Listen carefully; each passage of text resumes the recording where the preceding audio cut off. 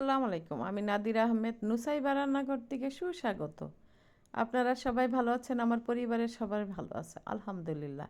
আজকে আপনাদের মাঝে আরও একটা রেসিপি নিয়ে হাজির হলাম, সেটা হলো চিংড়ি মাছ ফুলকপি দিয়ে রান্না। এটা করতে আমাদের যা যা লাগছে, এটা খেতে অনেক সুস্বাদু, তাই আপনাদের সাথে শেয়ার করতেছি। এই রান্নাটা শীতের দিনেই মজা লাগে, কেন যে ফুলকপি পাওয়া যায় টাটকা টাটকা। এবার আমি একটা কড়াইতে হাফ কাপ তেল দিয়ে নিলাম, দিয়ে সেটার ভিতরে ছোট ছোট ফুলকপি ভেজে নেব। ফুলকপিটাকে অনেক সুন্দর করে ভেজে নিতে হবে। যখন একটু লাল লাল হয়ে আসবে বা হলুদ হলুদ, তখন এটাকে একটু ঢাকনা দিয়ে ঢেকে সিদ্ধ হতে দেব। সিদ্ধ হয়ে গেলে একটু ভাজা ভাজা করে ফুলকপিটা উঠিয়ে রাখবো।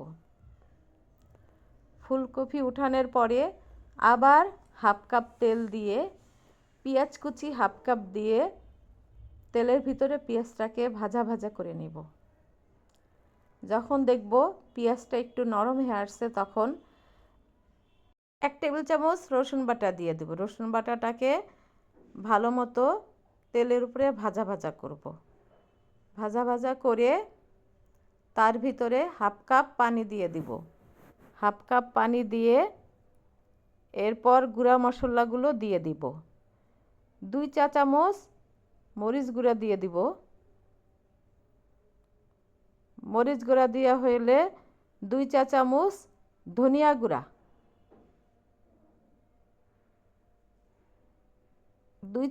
1 চা চামচ হলুদ গুঁড়া, 2 চা চামচ জিরা গুঁড়া দিয়ে এবার মশলাটাকে ভাজা ভাজা করে নেব।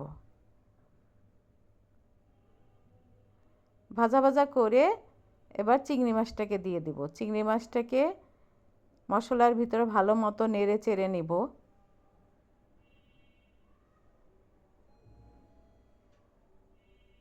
যখন দেখব মশলাটা সুন্দর কষানো হয়ে আসছে, তখন হাফ কাপ পানি দিয়ে চিংড়ি মাছটাকে একটু সিদ্ধ করে নেব।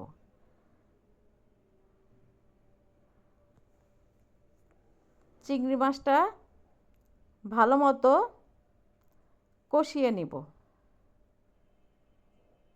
কষিয়ে নিয়ে কাঁচামরিচ 10-12টা কেটে দিব।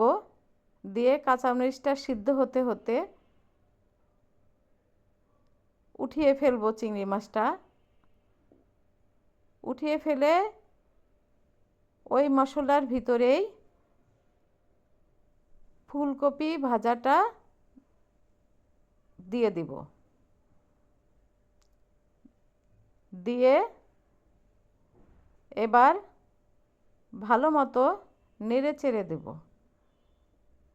নেড়ে চেড়ে ঢাকনা দিয়ে ফুলকপিটাকে একটু কষিয়ে নেব। কষানো হয়ে গেলে 2 কাপ পানি দিয়ে দিব। 2 কাপ পানি দিয়ে ঢেকে দিব।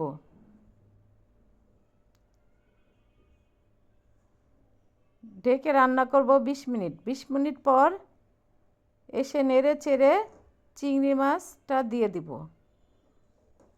চিংড়ি মাছ দিয়ে নেড়ে চেড়ে ধনিয়া পাতা কুচি দিয়ে দিব। ধনিয়া পাতা কুচি দিয়ে একটু ঢেকে রান্না করব 10 মিনিট।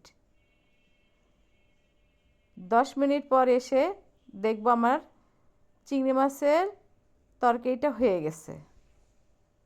এখন এটাকে আরেকটু নাড়াচাড়া করে কিছুক্ষণ চুলায় রেখে একটা বাটিতে ঢেলে পরিবেশন করব। এই দেখুন আমার চিংড়ি মাছ রান্নাটা কি সুন্দর হয়েছে। আমি কতটুকু নিয়ে খেয়ে আপনাদের দেখাচ্ছি। অনেক সুস্বাদু হয়েছে। আপনারাও রান্না করে খাবেন এবং আমার সাথে থেকে আমাকে লাইক, কমেন্ট, শেয়ার এবং সাবস্ক্রাইব করবেন। ফেসবুকে ফলো দিবেন। এটা অনেক খেতে সুস্বাদু ছিল। আল্লাহ হাফেজ।